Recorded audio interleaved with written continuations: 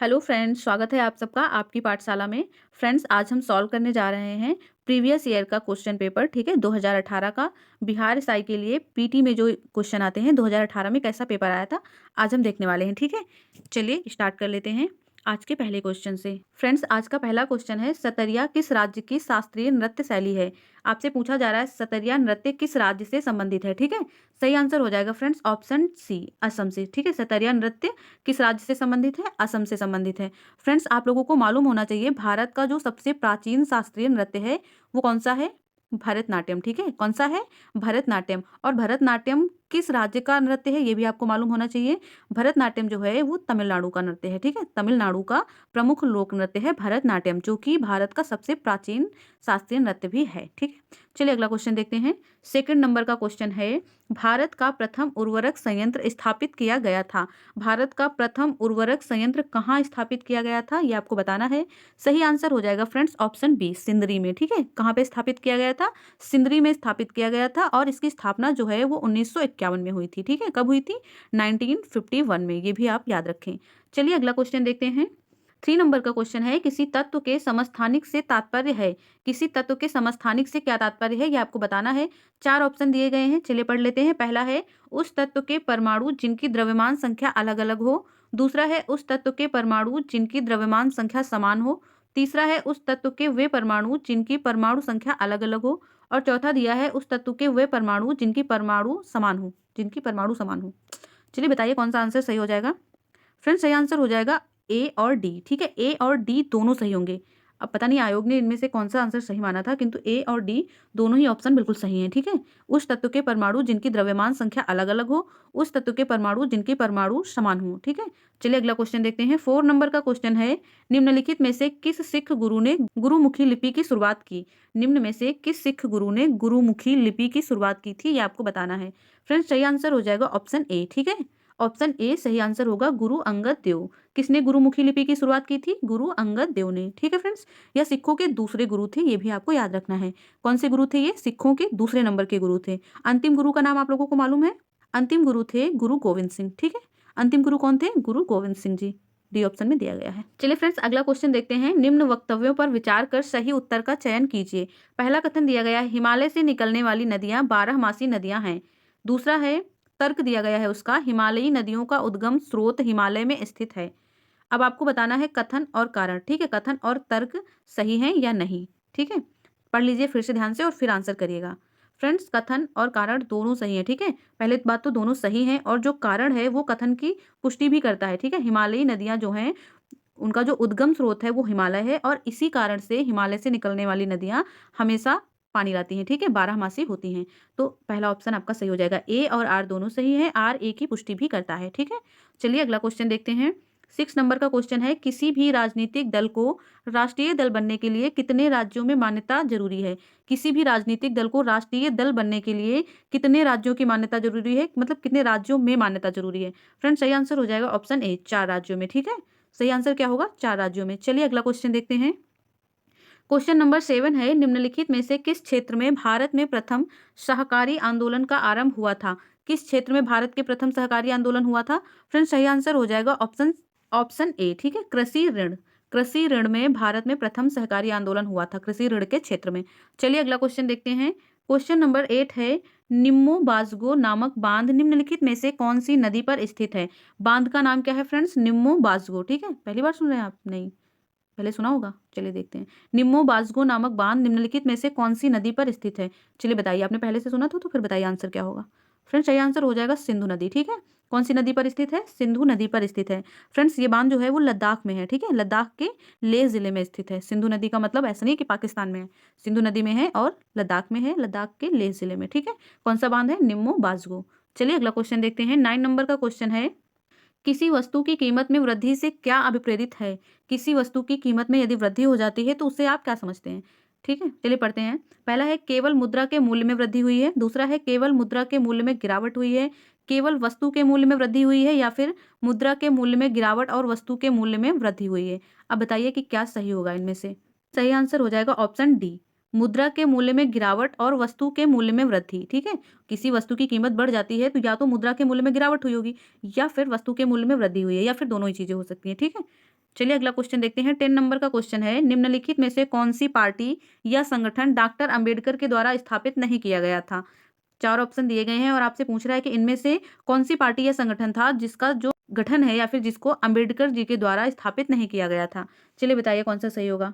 Friends option A दलित मुक्ति मोर्चा। सुनने में ऐसा लग रहा होगा कि ये तो बिल्कुल अंबेडकर जी के द्वारा ही स्थापित किया गया होगा, ठीक है, इसीलिए पूछा भी गया है कंफ्यूजन क्रिएट करने के लिए। किंतु दलित मुक्ति मोर्चा जो है इसकी जो स्थापना है वो अंबेडकर जी के द्वारा नहीं की गई है, ये आप लोग याद रखिए। बाकी के तीनों जो दल हैं उनकी जो स्थापना है वो अंबेडकर जी के द्वारा की गई थी। चलिए अगला क्वेश्चन देख लेते हैं। 11 नंबर का क्वेश्चन है, सामान्य रूप में भारत में प्रति 5 वर्ष बाद वित्त आयोग की नियुक्ति की जाती है। वित्त आयोग की नियुक्ति के बारे में क्वेश्चन है, चलिए पढ़ लेते हैं। पहला ऑप्शन है राज्यों की वित्तीय स्थिति निर्धारित करने के लिए। दूसरा है केंद्रीय सरकार की वित्तीय स्थिति निर्धारित करने के लिए। तीसरा है केंद्रीय सरकार के वित्तीय संसाधन निर्धारित करने के लिए। चौथा है केंद्रीय अनुदान और संघ के राजस्व में राज्यों का अंश निर्धारित करने के लिए। अब बताइए वित्त आयोग की नियुक्ति क्यों की जाती है। फ्रेंड्स वित्त आयोग की नियुक्ति की जाती है केंद्रीय अनुदान और संघ के राजस्व में राज्यों का अंश निर्धारित करने के लिए, ठीक है। डी ऑप्शन आपका बिल्कुल सही हो जाएगा। फ्रेंड्स वित्त आयोग के बारे में अनुच्छेद 280 में बताया गया है, ठीक है। 280 में क्या बोला गया है कि प्रत्येक 5 वर्ष के अंतराल में वित्त आयोग का गठन किया जाएगा, ठीक है फ्रेंड्स। चलिए अगला क्वेश्चन देख लेते हैं। 12 नंबर का क्वेश्चन है, ओजोन छेद से क्या तात्पर्य है। ओजोन छिद्र के बारे में आप लोगों ने पढ़ा होगा। आपसे पूछ रहा है कि ओजोन छेद से क्या तात्पर्य है। ओजोन परत में छेद हुआ है, क्षोभ मंडल में ओजोन परत का कम होना, या फिर समताप मंडल में ओजोन परत की मोटाई का कम होना, या फिर समताप मंडल में ओजोन परत की मोटाई का अधिक हो जाना। अब बताइए ओजोन छेद से आप क्या समझते हैं। फ्रेंड्स सही आंसर होगा ऑप्शन सी, समताप मंडल में ओजोन परत की मोटाई का कम होना। ओजोन छेद से क्या तात्पर्य है, ओजोन में छेद हो रहा है, ओजोन छिद्र हो रहा है, ऐसा आपने बहुत सुना होगा ना। तो उसका यही मतलब है कि समताप मंडल में जो ओजोन की परत है उसकी मोटाई कम हो रही है, ठीक है। धीरे धीरे से उसकी मोटाई कम हो रही है। ऐसा नहीं है कि कोई होल बनता जा रहा है, उसमें छेद बोला जाता है तो ऐसा नहीं है कि वहां पे कुछ होल बनता जा रहा है। ओजोन परत की जो है वो मोटाई कम होती जा रही है वहां पे, ठीक है। फ्रेंड्स ओजोन परत के क्षरण के लिए जो है वो क्लोरोफ्लोरोकार्बन यानी कि CFC गैस जो है वो प्रमुख रूप से उत्तरदायी है, ठीक है। कौन सी गैस, क्लोरोफ्लोरोकार्बन, CFC गैस प्रमुख रूप से उत्तरदायी होती है ओजोन परत के क्षरण के लिए, ठीक है। ओजोन परत के क्षरण से फ्रेंड्स हमें क्या नुकसान होगा। हमें नुकसान ये होगा कि जो सूर्य से आने वाली पराबैंगनी किरणें होती हैं वो सीधे पृथ्वी के वायुमंडल में प्रवेश कर जाएंगी और इससे जीव जंतुओं को, पेड़ पौधों को बहुत ही नुकसान होने वाला है, ठीक है। तो यही है नुकसान ओजोन परत के क्षरण का। चलिए अगला क्वेश्चन देख लेते हैं। 13 नंबर का क्वेश्चन है, संयुक्त राष्ट्र संघ दिवस कब मनाया जाता है। संयुक्त राष्ट्र संघ दिवस कब मनाया जाता है ये आपको बताना है। फ्रेंड्स सही आंसर हो जाएगा 24 अक्टूबर, ठीक है। 24 अक्टूबर को मनाया जाता है संयुक्त राष्ट्र संघ दिवस। फ्रेंड्स संयुक्त राष्ट्र संघ दिवस की जो स्थापना है वो 24 अक्टूबर 1945 को हुई थी। कब हुई थी, 1945, 1945 में, ठीक है। 24 अक्टूबर 1945 में हुई थी संयुक्त राष्ट्र संघ की स्थापना, ठीक है फ्रेंड्स। वर्तमान में इसमें 193 सदस्य देश हैं, ये भी आप लोग याद रखें। कितने देश हैं, 193। चलिए अगला क्वेश्चन देखते हैं। क्वेश्चन नंबर 14 है, सूची 1 को सूची 2 से सुमेलित कीजिए और कूट का प्रयोग कर सही उत्तर चुनिए। सूची का मिलान करना है। एक तरफ बाघ आरक्षित क्षेत्र दिए गए हैं, दूसरी तरफ उनका राज्य दिया गया है, आपको मिलाना है इन्हें, ठीक है। पहले में दिया गया है इंद्रावती। इंद्रावती बाघ आरक्षित क्षेत्र जो है वो किस राज्य में है ये आपको बताना है। आप लोगों को शायद मालूम भी होगा। सही आंसर हो जाएगा ऑप्शन 4, ठीक है, छत्तीसगढ़। कहाँ पे है इंद्रावती बाघ आरक्षित क्षेत्र, छत्तीसगढ़ में। दूसरा दिया गया है पेरियार। पेरियार कहाँ पे है फ्रेंड्स, पेरियार नदी आप लोगों ने सुनी है। पेरियार नदी कहाँ पे है, पेरियार नदी फ्रेंड्स केरल में है और पेरियार बाघ आरक्षित क्षेत्र भी केरल में है, ठीक है। सिमलीपाल बहुत ही आम क्वेश्चन है ना, सबको मालूम होगा, सिमलीपाल उड़ीसा। और डी में दिया हुआ है बांदीपुर, बांदीपुर कर्नाटक। तो चलिए मिला लीजिए, पहले का हो गया 4, दूसरे का हो गया 3, तीसरे का हो गया 2, तो ऐसे में 4 3 2 1, ठीक है। सी ऑप्शन आपका सही आंसर होगा, 4 3 2 1। चलिए अगला क्वेश्चन देखते हैं। 15 नंबर का क्वेश्चन है, कौन सा संयंत्र तरल पदार्थों के विशिष्ट गुरुत्व को मापता है। कौन सा संयंत्र है जो तरल पदार्थों के विशिष्ट गुरुत्व को मापता है। फ्रेंड्स सही आंसर हो जाएगा ऑप्शन बी, हाइड्रोमीटर, ठीक है। सही आंसर क्या हो जाएगा, हाइड्रोमीटर। फ्रेंड्स हाइड्रोमीटर और हाइग्रोमीटर में आपको कंफ्यूज नहीं होना है। हाइग्रोमीटर जो होता है ऑप्शन सी में दिया गया है ना, हाइग्रोमीटर। हाइग्रोमीटर जो होता है वो आर्द्रता नापने के लिए होता है, ठीक है। क्या नापने के लिए होता है, आर्द्रता नापने के लिए होता है हाइग्रोमीटर। फ्रेंड्स ऑप्शन ए में ग्रेविमीटर दिया गया है। ग्रेविमीटर जो होता है उसका उपयोग गुरुत्वाकर्षण को मापने के लिए करते हैं। क्या मापने के लिए करते हैं, गुरुत्वाकर्षण, ठीक है। चलिए अगला क्वेश्चन देखते हैं। 16 नंबर का क्वेश्चन है, फिर से सुमेलित करना है। बहुत सुमेलित करने के लिए आ रहा है। चलिए सुमेलित करते हैं। उद्योग दिए गए हैं एक तरफ और एक तरफ उनकी अवस्थिति दी गई है, यानी कि वो कौन से शहर में, कौन से राज्य में स्थित है, ये आपको बताना है। पहला है रेलवे उपकरण। फ्रेंड्स, रेलवे उपकरण जो हैं वो कहाँ पे बनते हैं, ये आपको बताना है। सही आंसर हो जाएगा ऑप्शन 3 भिलाई में। कहाँ पे बनते हैं? भिलाई। ठीक है, 3 से मिलाना है। दूसरा है मोटर वाहन। मोटर वाहन उद्योग जो है वो कहाँ पर है? मोटर वाहन उद्योग फ्रेंड्स जबलपुर में है। कहाँ पे है? जबलपुर में। ठीक है, 4 से मिला देंगे। तीसरा दिया गया है पोत निर्माण। पोत निर्माण जो है वो कहाँ पे है? आप लोगों को ऑप्शन देख के समझ में आ रहा होगा। पोत निर्माण कहाँ पे है? कोच्चि में। ठीक है, कहाँ पे है? कोच्चि में। और अगला साइकिल निर्माण दिया गया है। साइकिल उद्योग जो है वो कहाँ पे है? लुधियाना में। ठीक है, चलिए मिला लेते हैं। पहले का 3 है, दूसरे का 4 है। पहले का 3 और दूसरे का 4 किसमें दिया गया है? ए ऑप्शन में दिया गया है। ठीक है, 3, 4 और 1, 2। ए ऑप्शन सही आंसर हो जाएगा। चलिए अगला क्वेश्चन देखते हैं। फ्रेंड 17 नंबर का क्वेश्चन है, पौधे मिट्टी में घुले हुए नाइट्रेट को अवशोषित करते हैं तथा उन्हें परिवर्तित कर देते हैं। किसमें परिवर्तित कर देते हैं? पौधे जो होते हैं वो मिट्टी में घुली हुई नाइट्रेट को अवशोषित कर लेते हैं, फिर उसे किसमें परिवर्तित कर देते हैं, ये आपको बताना होगा। ठीक है, सही आंसर हो जाएगा नाइट्रोजन में। ठीक है, मुक्त नाइट्रोजन में परिवर्तित कर देते हैं। चलिए अगला क्वेश्चन देखते हैं। 18 नंबर का क्वेश्चन है, हवा में परागण को कहते हैं। हवा में जो परागण होती है उसे क्या कहते हैं? उसे कहते हैं वायु परागण। ठीक है, क्या कहते हैं? वायु परागण। चलिए अगला क्वेश्चन देखते हैं। अगला क्वेश्चन है, युवा जो कि प्रधानमंत्री कौशल विकास योजना के अंतर्गत एक कौशल विकास कार्यक्रम है, इस किसके द्वारा प्रारंभ किया गया है? फ्रेंड्स, युवा के बारे में आप लोगों ने सुना होगा ना, युवा जो दिया गया है ये क्या है, बेसिकली आपको ये बताना है। ठीक है, नहीं, ये एक कौशल विकास योजना है। ठीक है, ये तो बता दिया गया है कि युवा जो कि प्रधानमंत्री कौशल विकास योजना है, ये किसके द्वारा प्रारंभ की गई है, ये बताना है आपको। ठीक है, किसके द्वारा प्रारंभ की गई है फ्रेंड्स? सही आंसर हो जाएगा ऑप्शन डी, सही आंसर हो जाएगा दिल्ली पुलिस। चलिए अगला क्वेश्चन देखते हैं। 20 नंबर का क्वेश्चन है, केसर का मुख्य उत्पादक राज्य कौन सा है? मुझे लगता है ऐसा कोई नहीं होगा जिसको जिसको इसका आंसर मालूम ना हो। ठीक है, केसर के बारे में आप सब लोग जानते होंगे। मुख्य उत्पादक राज्य कौन सा है? जम्मू कश्मीर। ठीक है, कहाँ पे सबसे ज्यादा उत्पादन होता है? जम्मू कश्मीर में। चलिए अगला क्वेश्चन देखते हैं। 21 नंबर का क्वेश्चन है, जल शोधन का कौन सा तरीका सूक्ष्म जीवों को नष्ट नहीं करता है? जल शोधन का यानी वाटर फिल्टर का कौन सा ऐसा तरीका है जो सूक्ष्म जीवों को नष्ट नहीं करता? चलिए बताइए। सही आंसर हो जाएगा फ्रेंड्स ऑप्शन बी, निस्यंदन। ठीक है, जल शोधन का निस्यंदन का जो तरीका होता है उससे सूक्ष्म जीव नष्ट नहीं होते हैं। जल शोधन की जो निस्यंदन प्रणाली होती है ना फ्रेंड्स, ये इसमें ऐसा होता है कि इसमें एक अर्ध पारगम्य झिल्ली होती है। ठीक है, या फिर एक कार्बन नैनो ट्यूब द्वारा जल को छान लिया जाता है और इस प्रक्रिया में ना सूक्ष्म जीव मरते नहीं हैं बल्कि जल से अलग कर दिए जाते हैं। ठीक है, मरते नहीं हैं, जल से अलग कर दिए जाते हैं। तो बी ऑप्शन आपका सही होगा। चलिए अगला क्वेश्चन देख लेते हैं। 22 नंबर का क्वेश्चन है, एनएसडीएल का पूरा नाम है।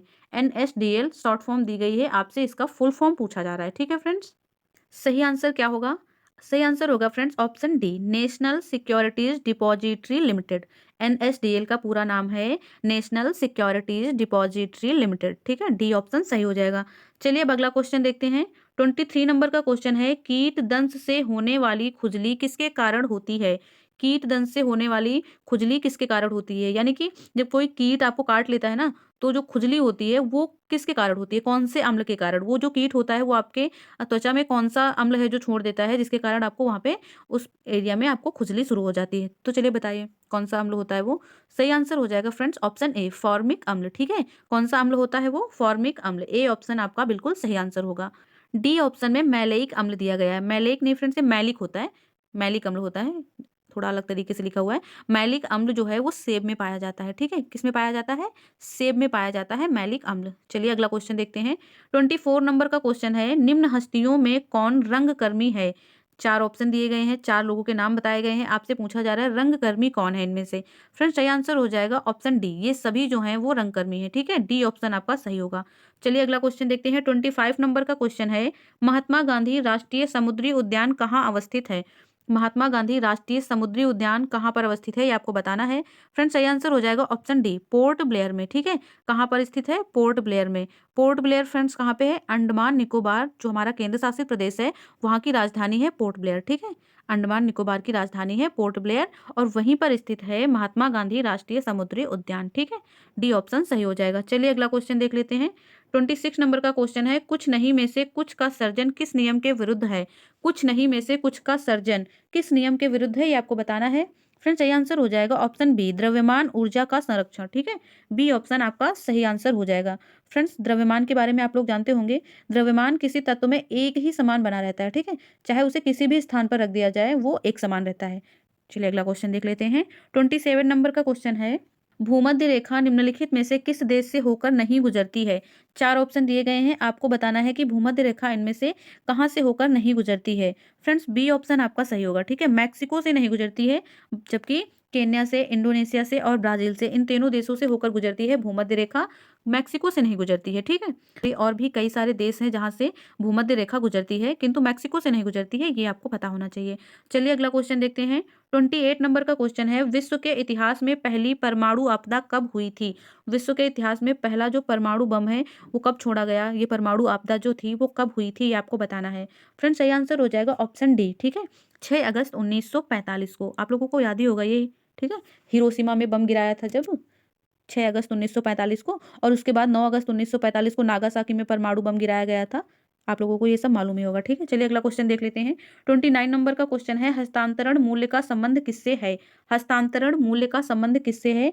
फ्रेंड्स हस्तांतरण मूल्य का जो संबंध है वो कर एवं लेखांकन से है। किससे है? कर एवं लेखांकन से। चलिए अगला क्वेश्चन देखते हैं। 30 नंबर का क्वेश्चन है, भारत के किस राज्य में सर्वाधिक सिंचाई ट्यूबवेल द्वारा की जाती है? आपको बताना है भारत का कौन सा राज्य है जहाँ पे सबसे अधिक सिंचाई जो है वो ट्यूबवेल के द्वारा की जाती है। फ्रेंड्स सही आंसर हो जाएगा यूपी। ठीक है, उत्तर प्रदेश में सबसे अधिक सिंचाई जो है वो ट्यूबवेल के द्वारा की जाती है, और सबसे अधिक नलकूप के द्वारा यदि पूछता है तो भी आपका आंसर यही होगा, यूपी। ठीक है, चलिए अगला क्वेश्चन देखते हैं। गौतम बुद्ध के संवादों की भाषा क्या थी? फ्रेंड्स गौतम बुद्ध के जो उपदेश थे, जिस भाषा में वो उपदेश देते थे, उस भाषा का आपको नाम बताना है। कौन सी भाषा थी वो? फ्रेंड्स सही आंसर हो जाएगा ऑप्शन बी, पाली भाषा। ठीक है, कौन सी भाषा थी वो? पाली भाषा थी। फ्रेंड्स जो गौतम बुद्ध थे, इन्होंने अपना पहला उपदेश सारनाथ में दिया था। ठीक है, कहाँ पे दिया था? सारनाथ में। फ्रेंड्स इनके पहले उपदेश को धर्म चक्र प्रवर्तन कहा गया है। ठीक है, इनके पहले उपदेश को क्या कहा गया है, क्या नाम दिया गया है? धर्म चक्र प्रवर्तन। ठीक है, बौद्ध ग्रंथों में धर्म चक्र प्रवर्तन कहते हैं इनके पहले उपदेश को, गौतम बुद्ध के। ठीक है, महात्मा बुद्ध की।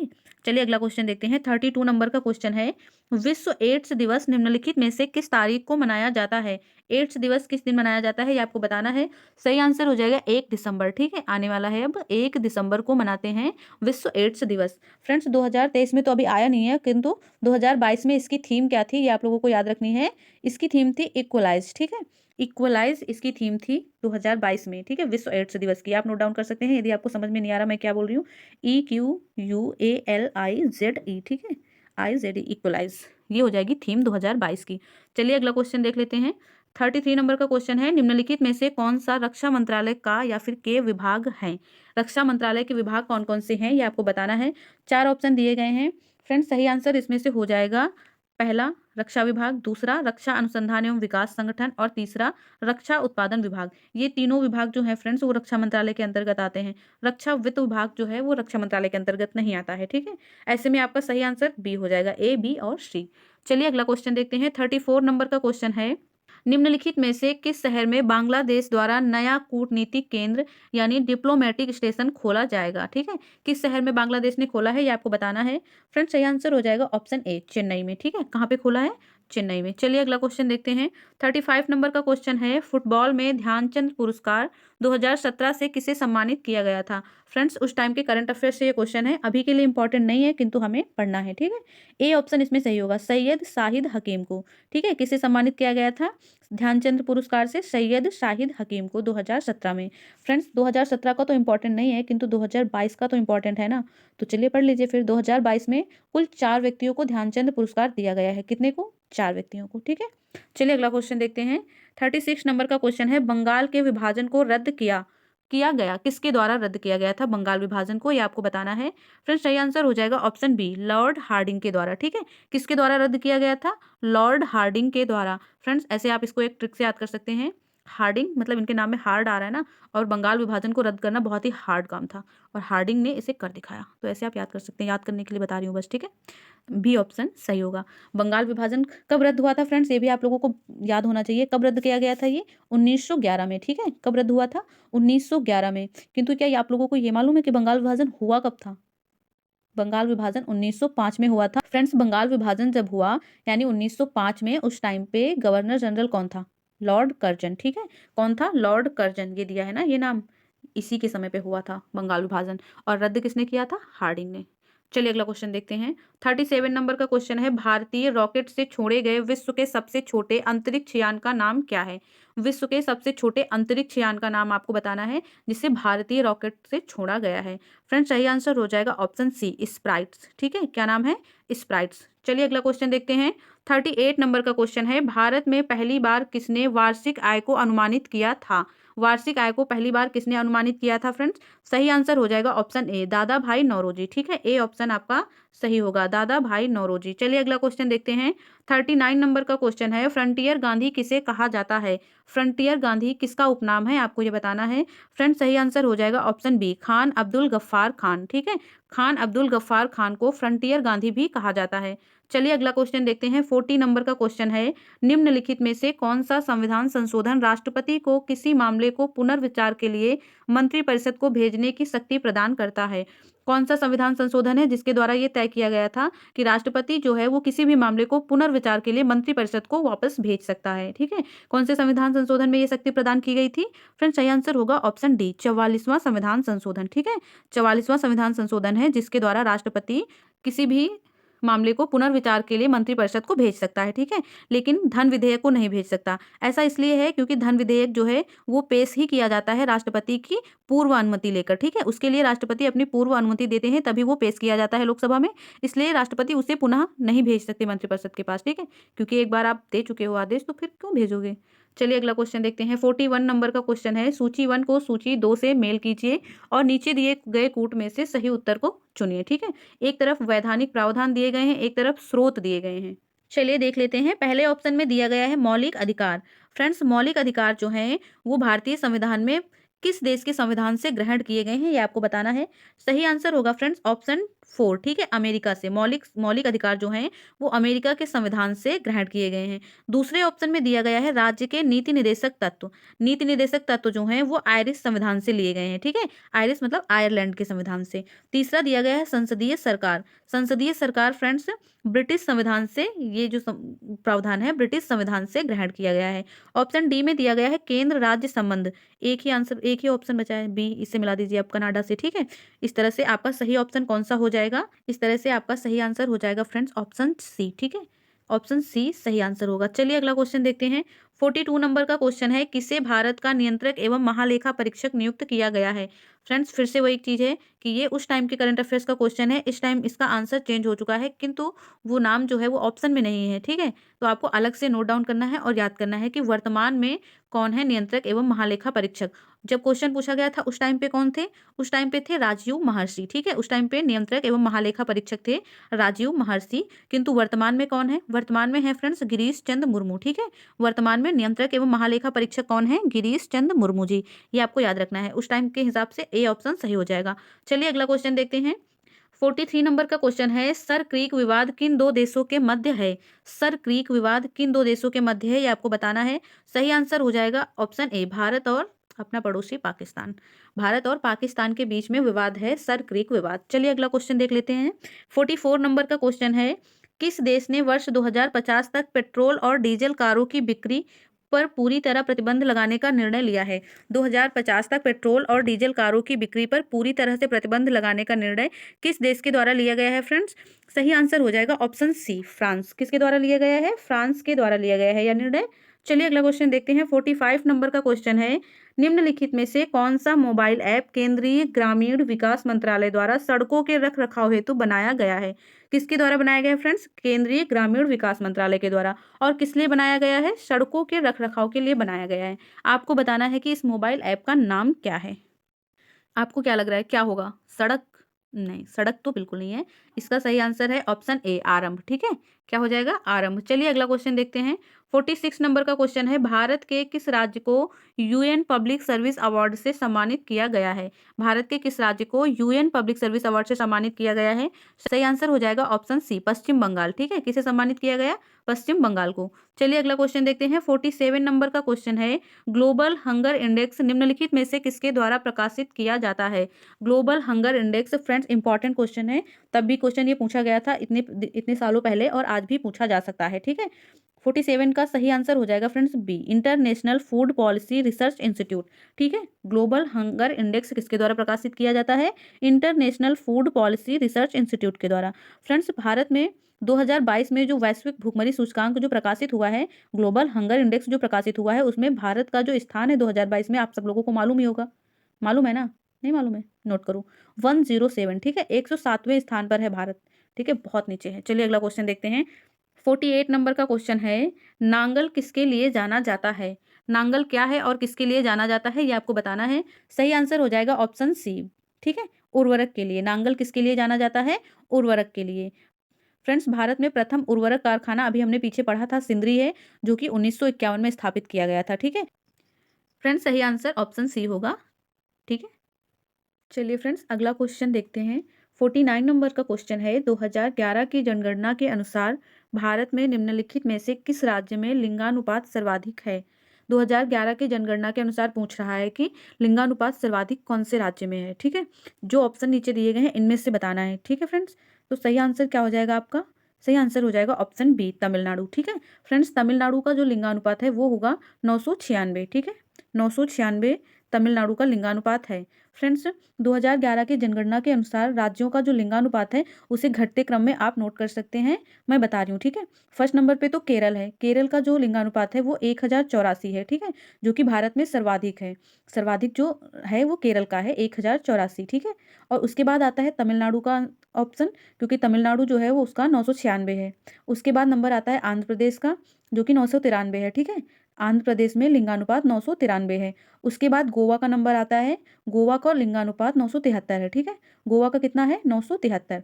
उसके बाद कर्नाटक आता है, कर्नाटक का लिंगानुपात भी 973 है। ठीक है फ्रेंड्स, ये 5 राज्य हैं, टॉप से 5 हैं जिनका आपको याद रखना है। ठीक है फ्रेंड्स, चलिए अब अगला क्वेश्चन देखते हैं। 50 नंबर का क्वेश्चन है, लूसी दुनिया का सबसे बड़ा ज्वालामुखी विस्फोट किसमें है? लूसी दुनिया का सबसे बड़ा ज्वालामुखी विस्फोट है, जो कौन से देश में है ये आपको बताना है। सही आंसर हो जाएगा फ्रेंड्स इंडोनेशिया। ठीक है, कौन से देश में हुआ है विस्फोट? इंडोनेशिया में। फ्रेंड्स, यह विश्व का सबसे बड़ा कीचड़ ज्वालामुखी है। ठीक है, कीचड़ ज्वालामुखी यानी कि मड वोल्केनो। ठीक है फ्रेंड्स, ऐसा भी कुछ होता है? हाँ होता है, कीचड़ ज्वालामुखी भी होता है और आपको इसे याद रखना है। ठीक है, चलिए अगला क्वेश्चन देख लेते हैं। 51 नंबर का क्वेश्चन है, निम्न में से कौन सी प्रार्थना समाज की मांग नहीं थी? प्रार्थना समाज के बारे में आप लोगों ने इतिहास में पढ़ा होगा। 1867 ईस्वी में बंबई में केशव चंद्र सेन के सहयोग से आत्माराम पांडुरंग ने प्रार्थना समाज की स्थापना की थी। ठीक है, कब की थी? 1867 में की थी, ये आपको याद रखना है, 1867 में। ठीक है फ्रेंड्स, 1867 में बंबई में हुई थी और आत्माराम पांडुरंग ने इसकी स्थापना की थी। अब आपको बताना है कि कौन सी मांग है ये 4 ऑप्शन में से जो प्रार्थना समाज की नहीं थी। ठीक है, पहला है स्त्री शिक्षा। स्त्री शिक्षा जो है वो सही हो जाएगा क्योंकि इसकी मांग की गई थी। दूसरा है विधवा विवाह, इसकी भी मांग की गई थी। तीसरा है लड़के एवं लड़कियों की विवाह आयु में वृद्धि करना, ये भी सही हो जाएगा। ऑप्शन डी में दिया हुआ है अस्पृश्यता की समाप्ति। फ्रेंड्स, ये गलत हो जाएगा। ठीक है, ये गलत हो जाएगा और आपसे गलत ही पूछा जा रहा है, इसलिए आप कौन सा आंसर टिक करेंगे? Option D. ठीक है, जो प्रार्थना समाज की मांग है वो अस्पृश्यता की समाप्ति की मांग प्रार्थना समाज के द्वारा नहीं की गई थी, ये आपको याद रखना है। इसकी स्थापना जरूर याद रखें और इसकी स्थापना किसने की थी ये भी याद रखना है। चलिए अगला क्वेश्चन देखते हैं। 52 नंबर का क्वेश्चन है, भारत के लिए अमेरिका के कच्चे तेल का पहला नौभार यानी शिपमेंट किस बंदरगाह पर पहुंचा? फ्रेंड्स, इसका सही आंसर हो जाएगा ऑप्शन डी, पाराद्वीप बंदरगाह। ठीक है, पाराद्वीप बंदरगाह आपका सही आंसर होगा। चलिए अगला क्वेश्चन देखते हैं। 53 नंबर का क्वेश्चन है, रामनाथ कोविंद भारत के राष्ट्रपति बने।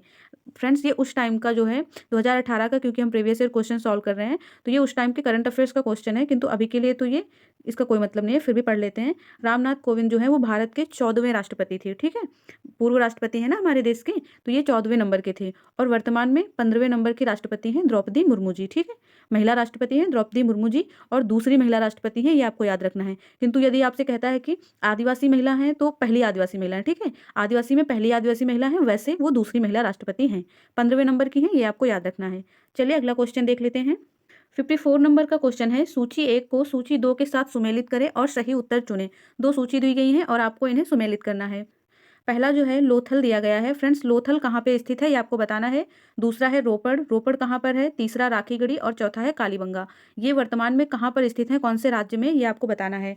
फ्रेंड्स, लोथल कहाँ पे स्थित है आप सबको पता होगा, लोथल गुजरात में है। ठीक है, लोथल कहाँ पे है? गुजरात में, तो ए को आप 4 से मिला देंगे। ठीक है, दूसरे में रोपड़ दिया गया है, रोपड़ कहाँ पे है फ्रेंड्स? रोपड़ है पंजाब में। ठीक है, बी को 3 से मिलाना है। तीसरा दिया गया है राखीगढ़ी, राखीगढ़ी जो है वो हरियाणा के हिसार जिले में है। और डी में कालीबंगा दिया गया है, कालीबंगा राजस्थान में है। ठीक है फ्रेंड्स, तो ए का 4, बी का 3, सी का 2 और डी का 1। इसलिए आपका सही ऑप्शन कौन सा होगा, चूज कर लीजिए। ठीक है, ए का 4, बी का 3, सी का 2 और डी का 1। बी ऑप्शन आपका बिल्कुल सही आंसर हो जाएगा। ठीक है फ्रेंड्स, चलिए अगला क्वेश्चन देखते हैं। 55 नंबर का क्वेश्चन होगा, भारत के संविधान के उद्देश्य की प्रस्तावना के बारे में निम्नलिखित में से कौन सा कथन सही है। फ्रेंड्स, हर एक एग्जाम में प्रस्तावना से एक ना एक क्वेश्चन पूछा ही जाता है। प्रीवियस ईयर के 3 सेट हमने कर लिए हैं, ये तीसरा है आज। तो आपने देखा होगा तीनों ही सेट में एक ना एक क्वेश्चन प्रस्तावना से जरूर पूछा गया है। ठीक है, इसलिए आपको बिल्कुल उसे अच्छी तरह से तैयार करना है। चलिए देखते हैं, पहला दिया हुआ है, पहला कथन है उद्देशिका स्वयं न्यायालय में प्रवर्तनीय नहीं है। दूसरा दिया है उद्देशिका उन उद्देश्यों को बताती है जिन्हें संविधान स्थापित करना और आगे बढ़ाना चाहता है। तीसरा है उद्देशिका स्रोत को इंगित करती है जहां से संविधान अपना प्राधिकार प्राप्त करता है।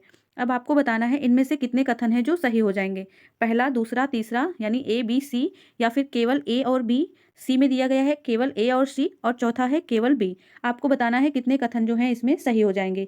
फ्रेंड्स, तीनों ही कथन बिल्कुल सही दिए गए हैं। ठीक है, तीनों ही कथन जो हैं बिल्कुल सही दिए गए हैं, इसलिए आपका सही आंसर ए हो जाएगा। ऑप्शन ए सही आंसर होगा। चलिए अगला क्वेश्चन देख लेते हैं। 56 नंबर का क्वेश्चन है, निम्नलिखित में से कौन सा कथन पेटेंट के संदर्भ में सही नहीं है। सही नहीं बताना है आपको। ठीक है, पेटेंट के संदर्भ में कौन सा कथन सही नहीं है ये बताना है। चलिए देखते हैं, 4 ऑप्शन दिए गए हैं। पहला है पेटेंट एक विशिष्ट प्रकार का अधिकार है जो किसी आविष्कार, कोई उत्पादन या प्रक्रिया को जो किसी कार्य को नए तरीके से करना है के लिए प्रदान किया जाता है। ठीक है, दूसरा दिया गया है पेटेंट अपने मालिक को उसके आविष्कार की सुरक्षा प्रदान करता है। तीसरा है वह अनंत समय के लिए किया जाता है। चौथा है पेटेंट मालिक के पास यह अधिकार है कि वह यह निर्धारित कर सके कि उसके आविष्कार को कौन इस्तेमाल कर सकता है। फ्रेंड्स, अब आपको बताना है कि इनमें से कौन सा कथन है जो सही नहीं है। ठीक है, गलत कथन चूज करना है आपको। और फ्रेंड्स, आपका गलत कथन हो जाएगा ऑप्शन सी, वह अनंत समय के लिए किया जाता है। बिल्कुल नहीं, अनंत समय के लिए पेटेंट नहीं होता है। ठीक है, तो बाकी के 3 ऑप्शन बिल्कुल सही हैं। यदि आपको नहीं मालूम है तो आप एक बार फिर से इन्हें रीड कर सकते हैं वीडियो को पॉज करके। ठीक है, चलिए अगला क्वेश्चन देखते हैं। 57 नंबर का क्वेश्चन है, ब्रह्मपुत्र नदी अपने स्रोत से लेकर डेल्टा तक गुजरती है। अपने स्रोत से लेकर अपने डेल्टा तक कितने देशों से होकर गुजरती है, बेसिकली ये क्वेश्चन पूछा गया है। ठीक है फ्रेंड्स, तो आपको पता होगा तिब्बत से निकलती है ये, यानी चीन से फिर भारत में आती है और फिर भारत से बांग्लादेश में जाती है। ठीक है, भारत, चीन और बांग्लादेश में पड़ती है ये। चलिए अगला क्वेश्चन देखते हैं, निम्नलिखित में से कौन सा देश भारत की सीमा से नहीं लगता है। 4 देश ऑप्शन में दिए गए हैं और आपसे पूछा जा रहा है कि कौन सा देश है जो भारत की सीमा से नहीं लगता है। फ्रेंड्स, आपका सही आंसर हो जाएगा ऑप्शन बी, ताइवान। ठीक है, ताइवान देश जो है उसकी सीमा भारत से नहीं लगती है, आप लोगों को मालूम ही होगा। चलिए अगला क्वेश्चन देखते हैं, यूनेस्को का डायरेक्टर जनरल कौन है। फ्रेंड्स, ये उस समय के करंट अफेयर्स का क्वेश्चन है, इसलिए पूछा गया यूनेस्को का डायरेक्टर जनरल कौन है। फ्रेंड्स, जब ये क्वेश्चन बना उस टाइम पे जो यूनेस्को के डायरेक्टर जनरल थे उनका नाम था आंद्रे अंजोले। ठीक है, उनका नाम क्या था, आंद्रे अंजोले। फ्रेंड्स, वर्तमान में भी डायरेक्टर जनरल जो यूनेस्को के हैं वो यही हैं, क्योंकि इनका कार्यकाल 2021 में तो समाप्त हो गया, किंतु पुनः इन्हें फिर से नियुक्त कर दिया गया। ठीक है, तो उस टाइम पे भी यही थे और अभी भी यही है। ठीक है, इनका ये दूसरा कार्यकाल है, ये आपको याद रखना है। चलिए अगला क्वेश्चन देखते हैं। 60 नंबर का क्वेश्चन है, किस राजनीतिक ने द कोलिएशन ईयर्स 1996 से 2012 द कोलिएशन ईयर्स 1996 से 2012 नामक पुस्तक लिखी है। बेसिकली पुस्तक का नाम दिया गया है और उनके राइटर का नाम आपसे पूछा जा रहा है। ठीक है, पुस्तक का नाम क्या है, द कोलिएशन ईयर्स 1996 से 2012। ठीक है, ये पुस्तक का नाम है और आपसे इनके लेखक का नाम पूछा गया है। फ्रेंड्स, ये पुस्तक लिखी है प्रणब मुखर्जी जी ने। ठीक है, प्रणब मुखर्जी जी ने लिखी है ये पुस्तक, आपको याद रखना है। चलिए अगला क्वेश्चन देखते हैं, लोकतंत्र के बारे में निम्न कथनों पर विचार करें। लोकतंत्र क्या होता है आप लोगों को मालूम होगा, उनके बारे में कुछ कथन दिए गए हैं और आपसे सही कथन पूछ रहा है। ठीक है, उपयुक्त कथनों में से कौन सा कथन सही है ये आपको बताना है। चलिए देखते हैं, पहला है इनमें लोगों द्वारा निर्वाचित सरकार का गठन होता है। दूसरा है लोकतंत्र में वर्तमान में सत्तासीन लोगों के हराने की संभावना काफी होती है। और तीसरा है प्रत्येक मत का मूल्य एक ही होता है। ठीक है, अब आपको बताना है कि कितने कथन जो है वो सही हो जाएंगे। फ्रेंड्स, सही कथन हो जाएंगे पहला और तीसरा। ठीक है, पहला यानी ए और तीसरा यानी कि सी, ये 2 कथन जो है वो सही हो जाएंगे। इनमें लोगों द्वारा निर्वाचित सरकार का गठन होता है और तीसरा है प्रत्येक मत का एक मूल्य होता है। दूसरा है लोकतंत्र में वर्तमान में सत्ता जो सीन लोग होते हैं उनके हराने की संभावना काफ़ी होती है। ये कोई सेंस नहीं है इसका, ये बिल्कुल गलत हो जाएगा, ठीक है। तो इसमें कौन सा आंसर सही होगा? Option A. चलिए अगला क्वेश्चन देखते हैं। 62 नंबर का क्वेश्चन है, सकल घरेलू उत्पाद को किसके सभी के मूल्य के रूप में परिभाषित किया गया है? सकल घरेलू उत्पाद को किसके सभी के मूल्य के रूप में परिभाषित किया गया है? चलिए देखते हैं। पहला ऑप्शन है किसी अर्थव्यवस्था में एक वर्षों में उत्पादित अंतिम वस्तुओं एवं सेवाएं, ठीक है। दूसरा है किसी अर्थव्यवस्था में एक वर्ष में उत्पादित वस्तु एवं सेवाएं। तीसरा है किसी अर्थव्यवस्था में एक वर्ष में उत्पादित अंतिम वस्तुएं। और चौथा है किसी अर्थव्यवस्था में एक वर्ष में उत्पादित वस्तुएं, ठीक है। अब आपको बताना है सकल घरेलू उत्पाद जो है वो क्या होता है। फ्रेंड्स सही आंसर हो जाएगा ऑप्शन ए, ठीक है। किसी अर्थव्यवस्था में एक वर्ष में उत्पादित अंतिम वस्तु एवं सेवाएं, ठीक है फ्रेंड्स। ए ऑप्शन आपका सही आंसर हो जाएगा। चलिए अगला क्वेश्चन देखते हैं। 63 नंबर का क्वेश्चन है, निम्नलिखित में से कौन सी मुद्राएं स्पेशल ड्राइंग राइट्स यानी एसडीआर की पेटिका में आती हैं? फ्रेंड्स आप लोगों को पता होगा आईएमएफ की जो स्पेशल मुद्रा है उसका नाम है स्पेशल ड्राइंग राइट्स, ठीक है, एसडीआर। आपको बताना है कि एसडीआर में कौन कौन से देश की जो मुद्राएं हैं वो शामिल हैं। पहला दिया है यूएस डॉलर, दूसरा है जापानी येन, और तीसरा है ब्रिटिश पाउंड, चौथा है चाइनीज रेनमिनबी, और पांचवा दिया गया है यूरो। आपको बताना है कि एसडीआर में कितनी मुद्राएं हैं जो शामिल की गई हैं। फ्रेंड्स ये पांचों मुद्राएं एसडीआर में शामिल हैं, ठीक है। डी ऑप्शन आपका सही होगा, उपयुक्त सभी। ये पांचों ही मुद्राएं एसडीआर में शामिल हैं। चलिए अगला क्वेश्चन देखते हैं। 64 नंबर का क्वेश्चन है, भारत में निम्नलिखित में से कौन सा क्षेत्र विविधता तक तप्त स्थल यानी हॉट स्पॉट है? भारत में कौन सा क्षेत्र है जो हॉट स्पॉट है, ठीक है फ्रेंड्स। आप लोगों को मालूम होगा पश्चिमी घाट को भारत का हॉट स्पॉट माना जाता है, ठीक है। बी ऑप्शन बिल्कुल सही हो जाएगा। चलिए अगला क्वेश्चन देखते हैं। कौन सा विटामिन रक्त का थक्का बनने के लिए आवश्यक है? बहुत कॉमन क्वेश्चन है साइंस का, बहुत सारे एग्जाम में पूछा जाता है और आप सब लोगों को इसका आंसर मालूम होगा, ठीक है। मालूम होगा ना? हाँ मालूम है। चलिए देखते हैं क्या है आंसर। ऑप्शन सी आपका सही आंसर हो जाएगा, ठीक है, विटामिन के। विटामिन के की कमी से रक्त का थक्का नहीं जमता है, ठीक है फ्रेंड्स। और एक पॉइंट होता है इसमें कि रक्त का थक्का बनने के लिए जो अनिवार्य प्रोटीन होता है उसे फाइब्रोनोजन कहते हैं, ठीक है। क्या बोलते हैं उसे? फाइब्रोनोजन, ठीक है। यह आप याद रखना, रक्त का थक्का बनने के लिए अनिवार्य प्रोटीन होता है फाइब्रोनोजन। चलिए अगला क्वेश्चन देखते हैं। 66 नंबर का क्वेश्चन है, गर्म रेगिस्तान में तथा उनके चारों ओर पवन धूल से बनने वाले मृदा को क्या कहा जाता है? गर्म रेगिस्तान में उनके चारों ओर पवन और धूल से बनने वाले मृदा को क्या कहा जाता है, ये आपको बताना है। फ्रेंड्स सही आंसर हो जाएगा ऑप्शन डी, लोएस मृदा। क्या बोला जाता है? लोएस मृदा। चलिए अगला क्वेश्चन देखते हैं।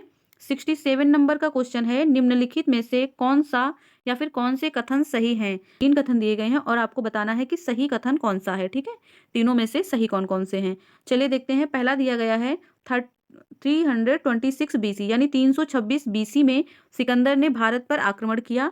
दूसरा है तक्षशिला के राजा ने सिकंदर और उसकी सेना का स्वागत किया। तीसरा है सिकंदर की मृत्यु 332 बीसी में हुई, ठीक है। सिकंदर की मृत्यु 332 ईसापुर में हुई, ठीक है। बीसी का मतलब ईसापुर होता है। अब आपको बताना है कि कौन कौन से कथन जो हैं वो सही हो जाएंगे। चलिए बताइए, पढ़ लीजिए ध्यान से एक बार आप भी, ठीक है। फ्रेंड्स सही आंसर हो जाएगा ऑप्शन सी, पहला और दूसरा जो है वो सही होगा, ठीक है। एक सेकेंड, कहाँ भग रहा है? ए और बी जो है वो सही आंसर होगा, ठीक है। ए और बी सही आंसर है। चलिए अगला क्वेश्चन देखते हैं। 68 नंबर का क्वेश्चन होगा, India after Gandhi the history of the world largest democracy नामक पुस्तक के रचयिता कौन है?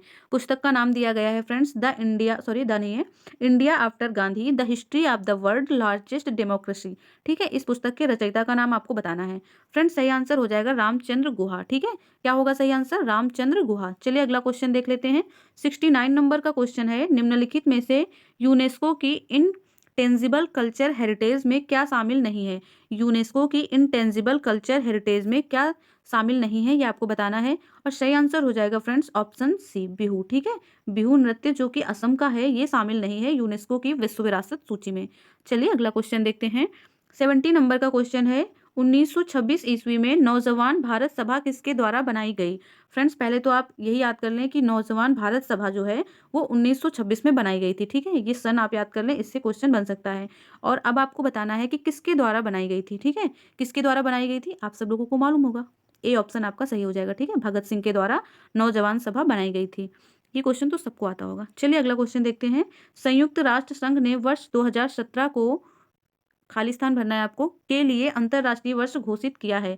2017 को किसके लिए अंतर्राष्ट्रीय वर्ष घोषित किया गया था, ये आपको बताना है। फ्रेंड्स 2018 का ये पेपर है, तो ये समझ लीजिए कि ये करंट का क्वेश्चन है, ठीक है, उस टाइम का। तो आपको बताना है कि 2017 को किसके लिए घोषित किया गया था, ठीक है। फ्रेंड्स सही आंसर हो जाएगा ऑप्शन ए, विकास के लिए सतत पर्यटन, ठीक है। किसके लिए घोषित किया गया था, विकास के लिए सतत पर्यटन। तो अब ये बताइए 2023 अभी चल रहा है, 2023 में एग्जाम है, तो आपसे पूछा जा सकता है ना 2023 को किसके लिए घोषित किया गया है। फ्रेंड्स आप सब लोगों को मालूम होगा, आपने सुना होगा 2023 को अंतर्राष्ट्रीय बाजरा वर्ष के रूप में घोषित किया गया है, ठीक है। कौन सा वर्ष घोषित किया गया है, अंतर्राष्ट्रीय बाजरा वर्ष के लिए 2023 को घोषित किया गया है, ठीक है। चलिए अब नेक्स्ट देखते हैं। 72 नंबर का क्वेश्चन है, किताब उल हिंद पुस्तक किसके द्वारा लिखी गई है। किताब उल हिंद पुस्तक है जो किसके द्वारा लिखी गई है, ये आपको बताना है। सही आंसर हो जाएगा फ्रेंड्स अल-बरूनी, ठीक है। किसके द्वारा लिखी गई है, अल-बरूनी के द्वारा। चलिए अगला क्वेश्चन देख लेते हैं। 73 नंबर पे आ चुके हैं हम, बहुत सारा सॉल्व कर लिया है हम लोगों ने। चलिए देखते हैं। फरवरी 2017 में किस बैंक को भारतीय रिजर्व बैंक ने अनुसूचित बैंक का दर्जा दिया है। फरवरी 2017 में, ये भी करंट का क्वेश्चन है, उस टाइम के लिए इंपॉर्टेंट था, अभी के लिए इतना इंपॉर्टेंट नहीं है, फिर भी हम पढ़ेंगे, ठीक, क्योंकि हम पढ़ रहे हैं तो हम पढ़ेंगे ये भी। सही आंसर हो जाएगा ऑप्शन ए, ठीक है। इक्विटॉस लघु वित्त बैंक, आरबीआई ने अनुसूचित बैंक का दर्जा उस टाइम पे 2017 में किसको दिया था, इक्विटॉस लघु वित्त बैंक को, ठीक है। ए ऑप्शन बिल्कुल सही आंसर होगा। चलिए अगला क्वेश्चन देखते हैं। 74 नंबर का क्वेश्चन है, धारणीय विकास की संकल्पना किससे संबंधित है। धारणीय विकास की संकल्पना किससे संबंधित है, ये आपको बताना है। सही आंसर हो जाएगा फ्रेंड्स ऑप्शन बी, ठीक है। निःशेषणीय स्रोत, निःशेषणीय स्रोत जो है उससे संबंधित है धारणीय विकास। फ्रेंड्स आप लोगों को धारणीय विकास क्या होता है ये तो मालूम ही होगा, नहीं मालूम है, चलो मैं बताती हूँ। धारणीय विकास की जो प्रक्रिया होती है फ्रेंड्स, उसमें क्या होता है कि प्राकृतिक संसाधनों का कम से कम दोहन करना होता है, ठीक है। प्राकृतिक संसाधनों का कम से कम दोहन करके अधिक से अधिक कल्याण प्राप्त करना, यही होता है धारणीय विकास, ठीक है। और ये जो निःशेषणीय स्रोत लिखा हुआ है ना, इसका मतलब होता है खत्म ना होने वाले संसाधन, ठीक है, कभी भी खत्म ना होने वाले संसाधन। चलिए अगला क्वेश्चन देखते हैं। 75 नंबर का क्वेश्चन है, निम्नलिखित को सुमेलित कीजिए। आश्रम दिए गए हैं और आयु दी गई है। फ्रेंड्स आपने प्राचीन काल में पढ़ा होगा, प्राचीन कालीन भारत जब आपने पढ़ा होगा तो उसमें, प्राचीन कालीन इतिहास जब आपने पढ़ा होगा तो उसमें पढ़ा होगा ना, 4 आश्रम के बारे में बताया गया है, ब्रह्मचर्य, गृहस्थ, वानप्रस्थ और संन्यास। अब इसमें आयु दी गई है कि कितने से कितने वर्ष के लिए कौन सा आश्रम होता था। तो इसमें पहला बताया गया है ब्रह्मचर्य। ब्रह्मचर्य जो होता था फ्रेंड्स वो जन्म से 25 वर्ष का होता था, ठीक है, जन्म से 25 वर्ष तक की आयु के बीच में ब्रह्मचर्य होता था, तो ये तो बिल्कुल सही मिलाया गया है, ठीक है। दूसरे में दिया गया है गृहस्थ, तो ब्रह्मचर्य के बाद गृहस्थ आश्रम में पहुंचते थे लोग, और ये था 25 से 50 वर्ष की आयु तक, तो ये भी बिल्कुल सही सुमेलित है, ठीक है। और गृहस्थ आश्रम के बाद फ्रेंड्स वानप्रस्थ आश्रम होता था, ठीक है। गृहस्थ के बाद क्या होता था, वानप्रस्थ होता था, और ये होता था 50 से 75 वर्ष की आयु के लिए, तो ये भी बिल्कुल सही सुमेलित है, ठीक है। उसके बाद आता है संन्यास। वानप्रस्थ के बाद क्या आता है, संन्यास। संन्यास जो होता था वो 75 से 100 वर्ष की आयु के लिए होता था, ठीक है। 75 से कितने वर्ष की आयु के लिए, 100 वर्ष की आयु के लिए। तो ये सारे बिल्कुल सही सुमेलित हैं, ठीक है फ्रेंड्स, सारे जो हैं वो बिल्कुल सही सुमेलित हैं, यानी आपका सही आंसर हो जाएगा ए का 1, बी का 2, सी का 3 और डी का 4। ऐसा कौन सा ऑप्शन है, डी ऑप्शन, ठीक है। डी ऑप्शन आपका बिल्कुल सही आंसर हो जाएगा। तो इन चारों के बारे में आप लोग पढ़ लें ध्यान से, ठीक है। कुछ लोग तो संन्यास से पहले ही चले जाते रहे होंगे ना, संन्यास 75 से 100 के बीच में है, तो उससे पहले ही चले जाते रहे होंगे, वेरी सैड। चलिए अगला क्वेश्चन देखते हैं। 76 नंबर का क्वेश्चन है, निम्नलिखित में से किन्हें ऊर्जा संग्रहण के लिए इस्तेमाल किया जा सकता है। ऊर्जा संग्रहण के लिए किसे इस्तेमाल किया जा सकता है, ये आपको बताना है। 4 ऑप्शन दिए गए हैं, ध्यान से पढ़िए और जल्दी से आंसर करिए, ठीक है। जल्दी से बताइए क्या आपका आंसर सही होगा। पहला दिया गया है संपीड़ित वायु, दूसरा है स्प्रिंग, तीसरा है बैटरी और चौथा है संधारित्र, ठीक है। आपको बताना है ऊर्जा संग्रहण के लिए इस्तेमाल किया जा सकता है, किसको शामिल किया जाए इसमें।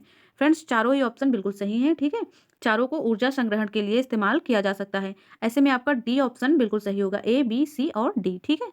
चलिए अगला क्वेश्चन देखते हैं। 77 नंबर का क्वेश्चन है, ब्लू चिप कंपनी क्या है। ब्लू चिप कंपनी कैसी कंपनी को बोलते हैं, ये आपको बताना है। फ्रेंड्स ए ऑप्शन में दिया गया है ऐसी कंपनी जो मत्स्य उद्योग से जुड़ी है। फ्रेंड्स जो कंपनी मत्स्य उद्योग से जुड़ी हुई है क्या उसे ब्लू चिप कंपनी कहेंगे क्या, नहीं कहेंगे।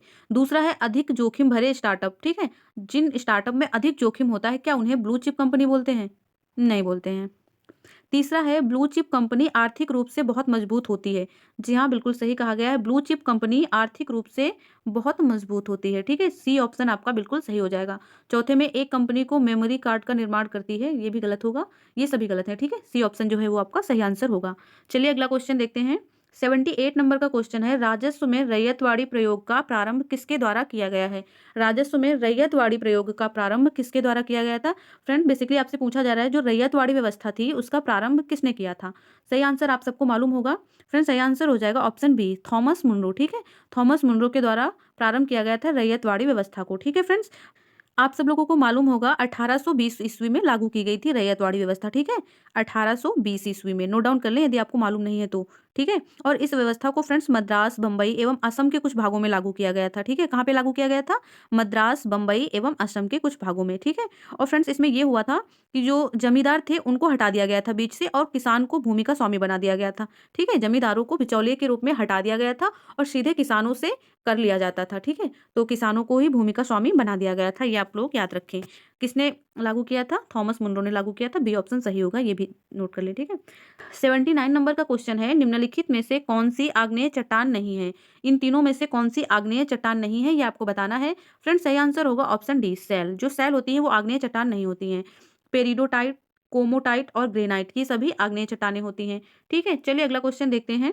महिला क्रिकेट आईसीसी विश्व कप 2017 किस देश ने जीता है? फ्रेंड्स 2017 का क्वेश्चन है और उस टाइम का क्वेश्चन है, आपसे पूछा जा रहा है कि महिला क्रिकेट आईसीसी विश्व कप किसने जीता था उस टाइम पे। ठीक है, और सही आंसर हो जाएगा आपका ऑप्शन डी, इंग्लैंड। ठीक है, किसने जीता था 2017 में? इंग्लैंड ने जीता था। फ्रेंड्स वर्ष 2022 का जो आईसीसी महिला विश्व कप हुआ है, महिला विश्व कप क्रिकेट हुआ है, उसका आयोजन जो है वो न्यूजीलैंड में हुआ था। ठीक है, कहाँ पे हुआ था 2022 में? न्यूजीलैंड में हुआ था, जिसमें 7वीं बार ऑस्ट्रेलिया ने इंग्लैंड को हरा दिया। ठीक है, 7वीं बार ऑस्ट्रेलिया ने इंग्लैंड को हराकर खिताब अपने नाम किया है। ठीक है फ्रेंड्स, अब तो ऑस्ट्रेलिया का नाम सुन के ही मन खराब हो जाता है, हमें हरा के चले गए ये लोग। बट आप लोगों को नहीं हारना है। ठीक है, आप लोगों को हारना नहीं है, मेहनत करनी है जम के। एग्जाम बहुत पास में आ गया है फ्रेंड्स, इधर उधर में आप बिल्कुल टाइम वेस्ट ना करें और अच्छे से पढ़ाई करें, अच्छे से टेस्ट दें।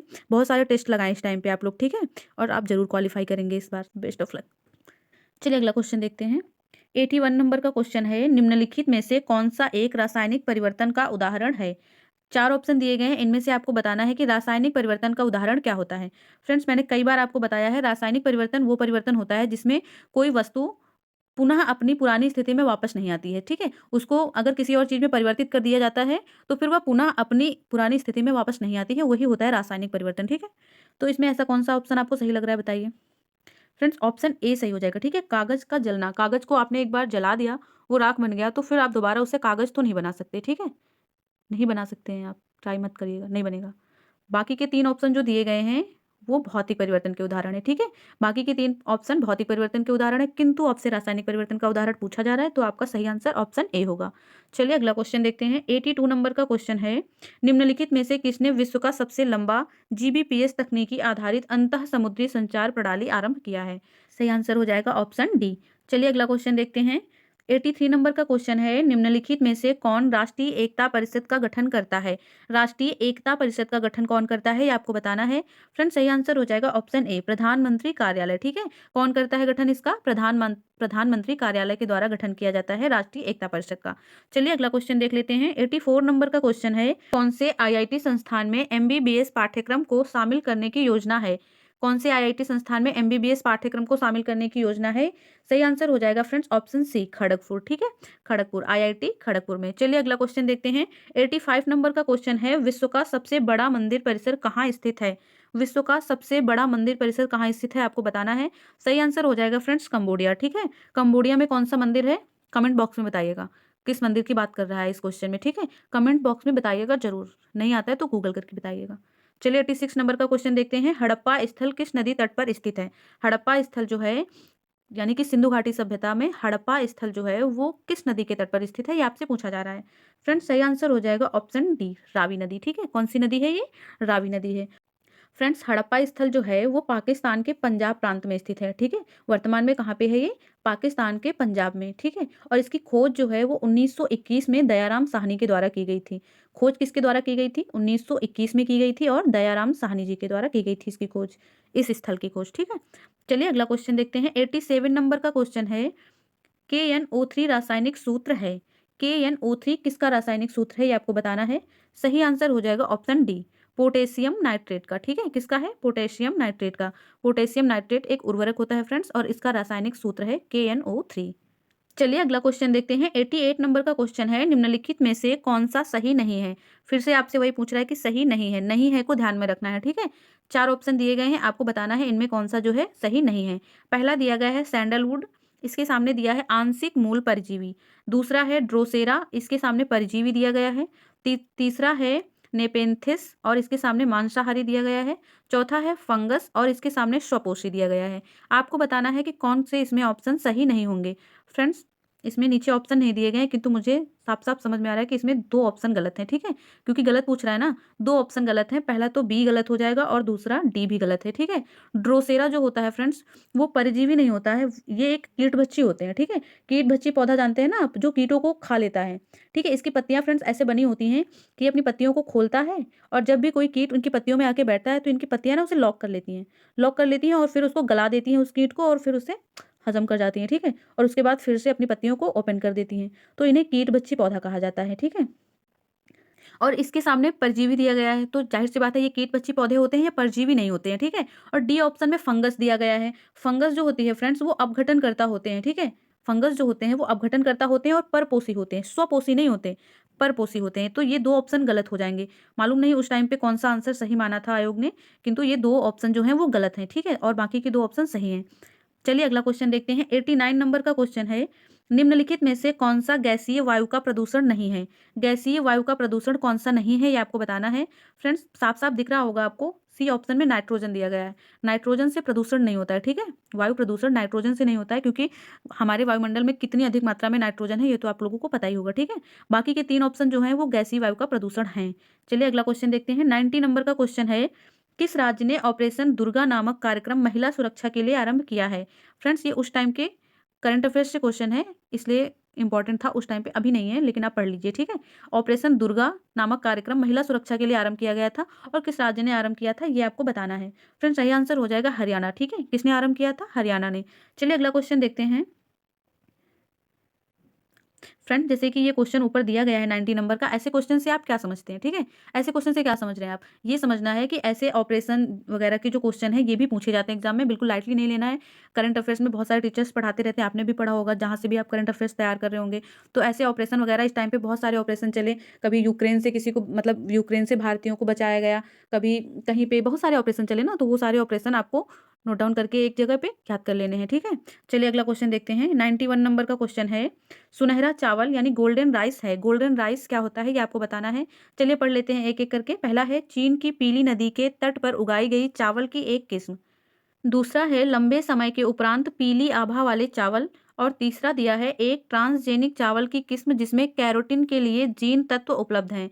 और चौथा दिया गया है, चावल की एक जंगली किस्म जिसमें पीले रंग के दाने होते हैं। अब आपको बताना है सुनहरा चावल है क्या इनमें से। फ्रेंड्स, सी ऑप्शन आपका सही आंसर होगा, ठीक है। सी ऑप्शन जो है वो बिल्कुल सही आंसर होगा। एक ट्रांसजेनिक चावल की किस्म है जिसमें कैरोटीन के लिए जीन तत्व उपलब्ध होते हैं, ठीक है। गोल्डन चावल इसे बोलते हैं। बाकी के ऑप्शन फर्जी हैं। चलिए अगला क्वेश्चन देखते हैं। 92 नंबर का क्वेश्चन है, नीति आयोग के उपाध्यक्ष कौन है। फ्रेंड्स, जिस टाइम पे ये क्वेश्चन बना है 2018 में, उस टाइम पे उपाध्यक्ष कोई और थे, किंतु वर्तमान में कोई और है। तो उस टाइम पे जो थे उन्हीं का ऑप्शन में नाम दिया गया है। तो उस टाइम पे कौन थे उपाध्यक्ष? उस टाइम पे उपाध्यक्ष थे नीति आयोग के राजीव कुमार जी, ठीक है। कौन थे? राजीव कुमार। किंतु वर्तमान में नीति आयोग के उपाध्यक्ष का नाम क्या है, आप लोगों को मालूम है? हाँ मालूम है, सुमन बेरी, ठीक है। क्या है? सुमन बेरी वर्तमान में नीति आयोग के उपाध्यक्ष हैं। फ्रेंड्स, नीति आयोग के सीईओ का नाम पूछा जाता है और वो भी आपको पता होना चाहिए, ठीक है। नीति आयोग के सीईओ वर्तमान में है BVR सुब्रमण्यम, ठीक है। क्या है? BVR सुब्रमण्यम नीति आयोग के सीईओ हैं। और अध्यक्ष के बारे में तो आप सब लोग जानते ही होंगे, प्रधानमंत्री अध्यक्ष होते हैं नीति आयोग के, ठीक है। और प्रधानमंत्री का नाम आप लोगों को मालूम है ना? मालूम ही होगा। चलिए अगला क्वेश्चन देखते हैं। भारत के राष्ट्रीय कैलेंडर का यह पहला मास है।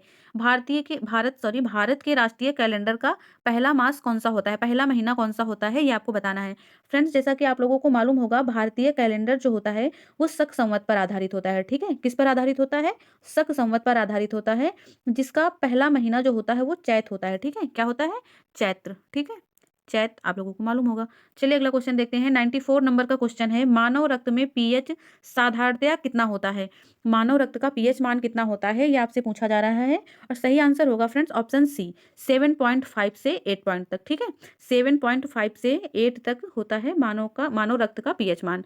चलिए अगला क्वेश्चन देखते हैं। 95 नंबर का क्वेश्चन है, I do what I do, ठीक है। पुस्तक का नाम दिया गया है friends I do what I do on reform rhetoric and resolve, ठीक है, on reform rhetoric and resolve. इसके रचयिता का नाम आपको बताना है, इतना लंबा चौड़ा नाम है, याद कर लें आप, शॉर्ट में याद रखें, I do what I do, ठीक है, I do what I do पुस्तक के रचयिता का नाम क्या है ये आपको बताना है। सही आंसर हो जाएगा friends option D, Raghuram Rajan, ठीक है, रघुराम राजन जी के द्वारा ये लिखी गई है। फ्रेंड्स रघुराम राजन कौन है आपको पता है? आरबीआई के पूर्व गवर्नर रह चुके हैं ये, ठीक है, आरबीआई के पूर्व गवर्नर रह चुके हैं। चलिए अगला क्वेश्चन देखते हैं। 96 नंबर का क्वेश्चन है, जब एक अर्थव्यवस्था स्फीति दबाव से गुजर रही हो तो क्या उपाय अपनाने चाहिए? एक अर्थव्यवस्था जब मुद्रास्फीति से गुजर रही हो, ठीक है, स्फीति दबाव से जब गुजर रही हो तो क्या अपनाना चाहिए उस अर्थव्यवस्था को, ये आपसे पूछ रहा है। पहला है प्रत्यक्ष करों को बढ़ा देना चाहिए, दूसरा है ब्याज दर घटा देनी चाहिए और तीसरा है सार्वजनिक व्यय बढ़ा देना चाहिए। अब आपको बताना है कि इनमें कौन कौन से ऑप्शन जो है वो सही हो जाएंगे। फ्रेंड्स सही ऑप्शन हो जाएगा ऑप्शन ए, ठीक है, पहला, केवल पहला जो है वो सही है, प्रत्यक्ष करों को बढ़ा देना चाहिए। जब लोगों के पास ज़्यादा पैसे हो जाते हैं ना तभी तो महंगाई बढ़ जाती है, ज़्यादा पैसे हैं तो ज़्यादा लोग सामान खरीदना चाहते हैं, और क्योंकि सामान तो लिमिटेड है तो सभी को नहीं मिल सकता, तो फिर उन्हें मिलता है जिनके पास ज़्यादा पैसा होता है, जो ज़्यादा पैसा देने के लिए तैयार हो जाते हैं। ऐसे में सरकार को या फिर उस अर्थव्यवस्था में ऐसा होना चाहिए कि प्रत्यक्ष करों को बढ़ा देना चाहिए। जब ज़्यादा से ज़्यादा कर ले लिया जाएगा ना तो लोगों के पास पैसे कम बचेंगे, फिर महंगाई कंट्रोल हो जाएगी, ठीक है। कौन सा सही हो जाएगा इसमें? Option A. 97 नंबर का क्वेश्चन है, तेज क्या है? तेज क्या है आपको बताना है। तेज क्या है? मैं तेज नहीं हूँ, तेज क्या है ये बताना है, ठीक है। तेज क्या है? पहला है टिकट बुकिंग ऐप, दूसरा है डिजिटल पेमेंट ऐप, तीसरा है ट्रेन स्टेटस ट्रैकिंग ऐप और चौथा दिया गया है भारतीय ऐप। भारतीय ऐप ये क्या है? बताइए क्या है? सही आंसर हो जाएगा friends digital payment app. Digital payment जल्दी जल्दी से होगी ना, एकदम तेज स्पीड में, इसलिए ऐसा नाम दिया गया है इसको, तेज ऐप, ठीक है। तेज क्या है? एक ऐप है, वो भी डिजिटल पेमेंट की ऐप, ठीक है, बी ऑप्शन सही होगा। चलिए अगला क्वेश्चन देखते हैं। 98 नंबर का क्वेश्चन है, निम्नलिखित में से कौन चंगेज खान का समकालीन था? इतिहास में आपने चंगेज खान के बारे में पढ़ा होगा फ्रेंड्स, उनके समकालीन यानी उनके समय काल में और कौन उपलब्ध था उस टाइम पे, कौन था ये आपको बताना है। फ्रेंड्स सही आंसर हो जाएगा ऑप्शन ए, सुल्तान शमसुद्दीन इल्तुतमिश, ठीक है, इल्तुतमिश बेसिकली याद रखें आप, सुल्तान शमसुद्दीन इल्तुतमिश पूरा नाम दिया गया है। चलिए अगला क्वेश्चन देखते हैं। 99 नंबर का क्वेश्चन है, NAFTA, ठीक है, NAFTA के सदस्य हैं, देखिए लिख लीजिए, NAFTA के सदस्य कौन हैं, कौन कौन से देश हैं ये आपको बताना है। फ्रेंड्स सही आंसर होगा ऑप्शन ए, अमेरिका, कनाडा और मैक्सिको, ठीक है, NAFTA के सदस्य हैं अमेरिका, कनाडा और मैक्सिको। ए ऑप्शन आपका सही आंसर हो जाएगा। चलिए अगला क्वेश्चन देखते हैं। 100 नंबर का क्वेश्चन है, सर्वोच्च न्यायालय ने निजता के अधिकार को संविधान के किस मूलभूत अधिकार के अधीन रखा है? मूलभूत अधिकार है निजता का अधिकार, और आपको बताना है कि यह अधिकार कौन से अनुच्छेद के अंतर्गत आता है। फ्रेंड्स आखिरी क्वेश्चन है, आप लोगों को आना भी चाहिए, बहुत इंपॉर्टेंट भी है, ठीक है, मूल अधिकार से है, और सभी एग्जाम में मूल अधिकार से, प्रस्तावना से, नीति निर्देशक तत्व से, संविधान में, पॉलिटी में इससे क्वेश्चन जरूर बनते हैं, ठीक है, राष्ट्रपति से, संसद से, इन्हीं 4-5 टॉपिक से बहुत ज़्यादा क्वेश्चन बनते हैं। इन सारे टॉपिक्स को आपको अच्छे से तैयार करके जाना है एग्जाम में, ठीक है, और आप लोग अच्छे से ज़्यादा पढ़ाई करिए, एग्जाम बहुत नज़दीक आ गया है, 17 दिसंबर को एग्जाम है। आप लोगों ने बहुत मस्ती अभी तक कर ली होगी, दिवाली ये वो सब मैच वैच जो भी चल रहा था, आप पढ़ाई करिए जम के, ठीक है। इसका आंसर करिए पहले। फ्रेंड्स सही आंसर हो जाएगा ऑप्शन डी, ठीक है, अनुच्छेद 21। अनुच्छेद 21 के अंतर्गत आता है निजता का अधिकार, ठीक है। फ्रेंड्स यूपीएससी में भी आ चुका है ये क्वेश्चन, इंपॉर्टेंट है, याद रखिएगा। वीडियो अच्छा लगा हो तो प्लीज़ लाइक कर दीजिएगा, और कोई गलती हुई हो, कुछ आपको सुधार करवाना हो, कुछ बताना हो तो आप कमेंट भी कर दीजिएगा, ठीक है। Thank you.